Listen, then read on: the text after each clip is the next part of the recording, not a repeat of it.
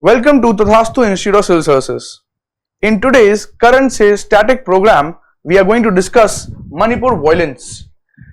You must be reading newspaper and understanding that this topic has been quoted several times, have been cited several times in many newspapers. Also, apart from this topic is important from mains point of view in GS3 of internal security topic. In internal security, it comes under insurgency in northeast and linkages between development and extremism. So without wasting much time, let us begin with what are we going to discuss. So there, as usual, we'll start with the brief history of Manipur. Then we'll understand the demography of Manipur. Demography means कि what is the population structure, क्या tribes हैं, कहाँ पे वो tribes रहती हैं, so that is known as the demography. And then we'll move on to the causes of Manipur violence, कि actual reason, ground report क्या है, ground root cause क्या है कि Manipur violence हुआ क्यों. Finally, we'll understand the most important point. As a district administrator, you should know that what are the measures to reduce the ethnic violence. So Manipur में हम क्या steps ले सकते हैं इस violence को कम करने के लिए. And finally, as always, we have also a mains question for you. So now let us begin with the brief history, a brief timeline I have brought you for Manipur. कि मणिपुर में कब क्या हुआ उसको टाइमलाइन वाइज समझेंगे तो आपको समझना थोड़ा आसान होगा. तो we'll start with the independence. We know that in 1946, cabinet mission plan had come to India for drafting the constitution of India and then deciding for the independence of India. Under the cabinet mission plan, the princely states were given the choice कि या तो वो independent रहें, या तो वो India को join कर ले या वो पाकिस्तान को ज्वाइन कर ले. Manipur was a princely state and Manipur decided, and the name of the king was Maharaja Bodh Chandra Singh, and the Maharaja decided to remain independent. Pakistan से जुड़ने का तो कोई सवाल ही नहीं है, इंडिया के साथ हम नहीं आना चाहते और हम इंडिपेंडेंट रहते हैं. So in 1946, Manipur decided to remain independent. In 1947, when India achieved independence, Manipur started writing its own constitution and also implemented the constitution in 1947 itself with the help of Britishers. In 1948, Burma, the neighboring country, Myanmar, earlier it was known as Burma, it also got independent. And Myanmar or Burma at that time started, it just planned, it did not take any action, but it planned to infiltrate, to annex Manipur and take it into its own territory. Fearing the annexation, in 1947, in the presence of Indian forces were sent to Manipur, and then the Maharaja succumbed to the pressure of Indian political leaders and signed the instrument of accession, thereby merging with India. Moving on, when the constitution was implemented, in earlier days, in initial days, India had 4 categories of states. Category A, B, C, D. Category A were normal states, category B were princely states, category C was chief commissioner states, and category D was Andaman Nicobar Islands. So Manipur, being a princely state, was placed in category B. In 1956, when Fazal Ali Commission came and it allowed for reorganization of states, at that time Manipur was made into a union territory. Moving ahead, Manipur got complete statehood in 1972. So in 1972, Manipur became a full state, complete state, and it started to administer itself from 1972 onwards. Now, there are few more points about the timeline. We will visit these few more points after some time, that how did violence started. But before that, it is more important for us to understand that what is the demography of Manipur. कि मणिपुर में कैसे लोग और कहां रहते हैं. So Manipur, it is very well explained in the newspaper, and it says the state is like a football stadium. How is a football stadium? That in the center there is plain valley, and in the surroundings all 4 sides there are hills, but in the center it is valley. So similarly, a football stadium with the Imphal valley representing the playing field and the surrounding hills as the galleries. So hill areas as the galleries, which are at some height, at some elevation, and in the middle there is a playing field, which is the valley, which represents the Imphal valley. Now, what is more in the state? The valley, which is about only 10% of the landmass. So valley area is less. Valley is only 10%. But how much population does it have? It accounts for more than 64% of the population. 64% of the population, and that means the MLAs, if population is more, the representation will be more, and it has about 40 MLAs out of 60. And what is the 64% of population? This 64% population belongs to non-tribal Meiteis. So Manipur, the valley is just 10% landmass, but has approximately 64% of population, और ये population किसकी है? Meitei community की है. Moving ahead, the hill areas. So if 10% landmass is valley, then 90% will be hill areas. So 90% geographical area is hills. Remaining population 35% is tribes, and most of the tribes, since the tribes are less, then these tribes are have only less than 20 MLAs. One last thing that it is important for you to understand here is कि जो Meiteis हैं, जिनके बीच में clashes हैं, Meiteis Hindu communities हैं, majority Hindu communities हैं, और जो tribes हैं, जो hill areas में रहते हैं, they are Christians. From here only you should know one name, that the tribals, there are few tribes that you should know, and what are those few tribes that you can remember is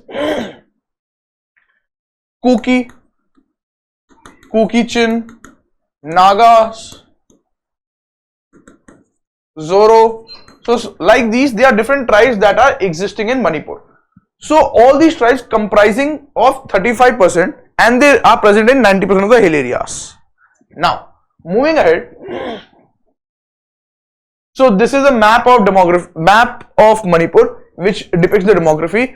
The words may be a bit blurred, but that is not a problem for us. What you need to understand is that in the landmass, this whole green landmass is Nagas. The whole blue, the greenish blue landmass is Kuki. Only the red landmass is Meitei. So the landmass is just this much, 10%, but majority of the population is here, that is 64%. The landmass is more, but the majority of the population is minority.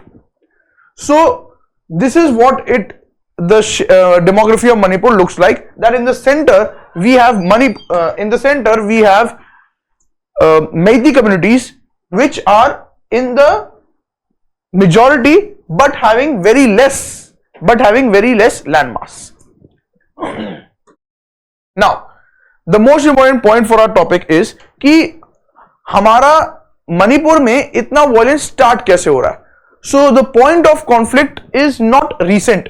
It is not that only from 2023 the violence began.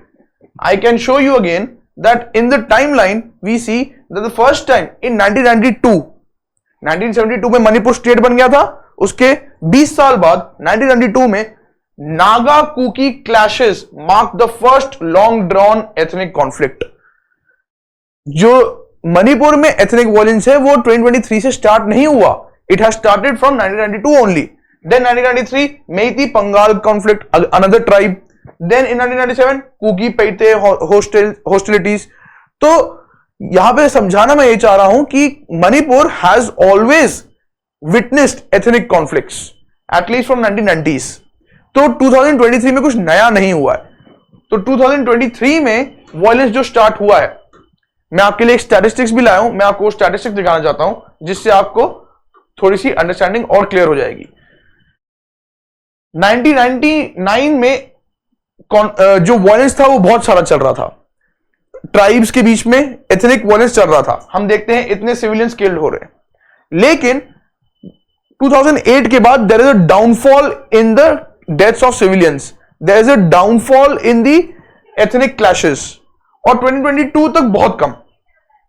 लेकिन कुछ हुआ 2023 में, 2023 में, इन विच 142 people were killed.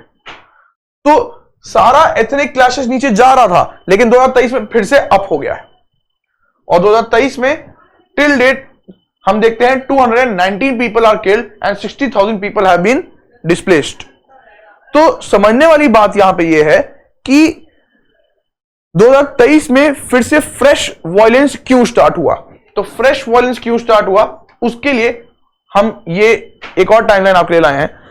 तो story कुछ इस तरीके की है that in April 2023 the High Court of the state directed the government of the state that Meiteis should be included in the ST category. अभी तक Meiteis ST category में नहीं थे, but Meiteis should be included in ST category. Such is the direction of the High Court. Why are Meiteis demanding ST status? So that they can preserve the community and save the ancestral land, tradition and culture and language. तो अपनी culture को provide करने के लिए उनको ST status की जरूरत है. जो ऑलरेडी ट्राइबल कम्युनिटीज हैं जैसे कुकीज, जैसे चिन्स, जैसे नागास, ये लोग क्या आर्ग्यू कर रहे हैं? They are saying that Meiteis already have a demographic and political advantage. पहले से ही ये मेजॉरिटी में है. क्योंकि मेजॉरिटी में है, they are more advanced than the others in academically and in other aspects also. तो जो ट्राइबल कम्युनिटी है उनको ये लगता है that ST status of Meiteis would lead to loss of job opportunities. साधारण सी बात है कि जब मेइती को भी एसटी कैटेगरी मिल जाएगा तो उनकी जो कुकीज हैं, जो ऑलरेडी एग्जिस्टिंग ट्राइबल कम्युनिटी है, उनकी जॉब चली जाएगी, उनकी लैंड चली जाएगी. More over, the tribal community says the language of the Meitei people is already included in the 8th schedule of the constitution. 8th schedule में मणिपुरी लैंग्वेज पहले से मौजूद है. उस मणिपुरी लैंग्वेज को बोलता कौन है? मेइतीज बोलते हैं, जो वैली में रह रहे हैं. हिल एरियाज की अलग लैंग्वेज है. तो क्योंकि Meiteis already have a language, official language which gives them additional governmental benefits. So because of these reasons, Kukis and tribal people are trying to oppose the Meitei, the grant of ST status to Meiteis. ये तो conflict है दोनों communities के बीच में. अब जो immediate reason है जिसकी वजह से वायलेंस स्टार्ट हुआ, government, the Manipur government had started anti-drugs drive, anti-drug strategy, in which they decided to destroy all the crops, all the poppy and opium crops in Manipur. But who was growing, or who the land belonged to which people? The land belonged to ethnically Kuki and Zomi and Naga communities. तो इसको ऐसे portray किया गया कि जो government है वो deliberately tribal community को टारगेट करने की कोशिश कर रही है. तो if the government is deliberately targeting the tribal community, this started the violence and there was loss of life and property. So a lot of killings happened, a lot of property was destroyed. And just to bring the statistics in front of you, so these many people, since 2023, 219 people have been killed, 16,000 people have been displaced, and about 10,000 FIRs have been registered. About 800 crore rupees of property has been already lost. So that is one thing that you need to understand, and the source of this data is coming from the Ministry of Home Affairs only. So that is one thing that you can be assured of, and you can use this data in your examination. So as soon as the violence started, what did the government do? The state government withdrew something known as suspension of operations. Suspension of operations. Suspension of operations का मतलब क्या होता है कि एक state government है, उस state के अंदर कोई एक टेररिस्ट ऑर्गेनाइजेशन है. अब दोनों गवर्नमेंट और टेररिस्ट ऑर्गेनाइजेशन ने आपस में बात कर ली है कि ना तो टेररिस्ट ऑर्गेनाइजेशन वायलेंस करेगा, ना ही स्टेट गवर्नमेंट उनको अरेस्ट करेगी. सो सस्पेंशन ऑफ ऑपरेशंस, दोनों तरफ से सीज फायर हो गया है. See, this suspension of operation was signed in 2008. The state government withdrew the suspension of operations from 2 Kuki-based insurgent groups. कि ये जो 2008 में जो अग्रीमेंट हमने साइन किया था, अगर आपको याद हो, 2008 के बाद ही वायलेंस कम होना शुरू हुआ, क्योंकि 2008 में सस्पेंशन ऑफ ऑपरेशन साइन हुआ था. तो after 2008 the suspension of operation was signed and the violence became less. But in 2023, since the violence emerged back, so government also withdrew the suspension of operations. What are the names of the 2 Kuki insurgent groups? It is important for you from mains point of view. If you can just write down the names, you will get some additional marks. The names are Kuki National Organization, easy to remember, KNO. United People's Front, UPF, easy to remember. This person is the leader of KNO.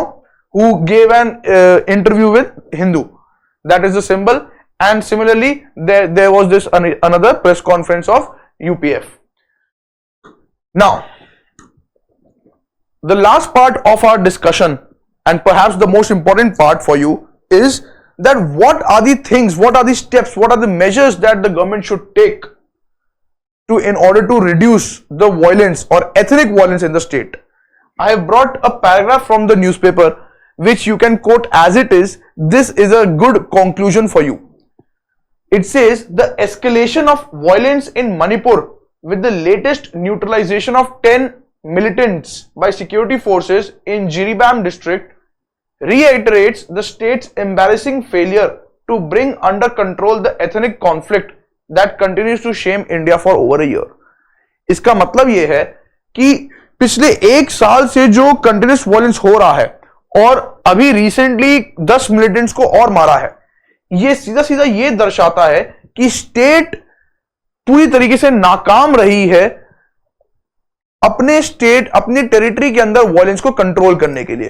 तो क्योंकि state नाकाम रही है अपनी territory में violence को control करने के लिए, तो हम कहते हैं the states embarrassing failure to bring under control the ethnic conflict.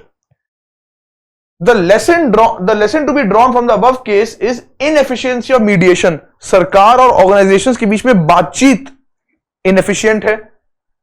No output from militarization. Army deploy कर देने से भी violence कम नहीं हो पा रहा. AFSPA लगाने से भी violence कम नहीं हो पा रहा. And lack of people-centric governance. सबसे important कि people, the government is there to serve the people, but जो लोग हैं, लोगों के लिए जब गवर्नमेंट स्कीम्स नहीं बन रही है, लोगों को साइडलाइन करके गवर्नमेंट जब कोई स्कीम बनाती है, that is known as lack of people centric governance. लोगों को ध्यान में नहीं रखा जा रहा है. Certain suggestions have been also given. Certain suggestions are working on creating economic opportunities, building infrastructure and developing healthcare. How can we build economic infrastructure? There is a new ministry that the Prime Minister has launched, and the name of the ministry is Ministry of North Eastern Region. Ministry of Development of Northeastern Region. Ministry of Development of North Eastern Region. So under this ministry a new scheme has been launched. What is the name of the scheme? PM Divine. What is the full form? PM Divine, Prime Minister's Development Initiative for Northeastern Region, in which 100% centrally sponsored scheme with 100% grants will be implemented in the northeastern region. That means complete funding will be coming from the central government for the development in the northeastern region. Similarly, there is a Northeastern Council. This is a statutory body which is responsible for resolution of interstate border disputes between two or more states. Similarly, we have ISRO has established Northeast Space Center. Northeast Space Center helps the ISRO to identify different resources that are present in Northeast and use for the development of Northeast. So such activities along with efficient mediation and dialogue should be used so that the violence, at the end of the day, the civilians are being killed, जो मासूम लोग हैं उनकी जानें नहीं जानी चाहिए, so that the violence can be reduced. With this we come to an end for our discussion, and as always I have brought you a mains question so that we can get to understand that our topic is clear. The question reads: the northeastern region of India has been under continuous turmoil due to the ongoing ethnic conflict in Manipur. Discuss the root causes behind such persistent violence. Suggest measures to prevent further loss of life and property. Question का सीधा सा मतलब यह है कि north eastern region में हमेशा से टर्मोइल रहा है, यानी वायलेंस रहा है, डिस्टर्बेंस रही है. क्यों रहा है? क्योंकि एथनिक कॉन्फ्लिक्ट है मणिपुर में. इस एथनिक कॉन्फ्लिक्ट के पीछे के रूट कॉजेज एक्सप्लेन कीजिए और कुछ मेजर्स सजेस्ट कीजिए जिससे आगे लाइफ और प्रॉपर्टी और डिस्ट्रॉय ना हो. You have to attempt this question in 250 marks for 250 words for 15 marks.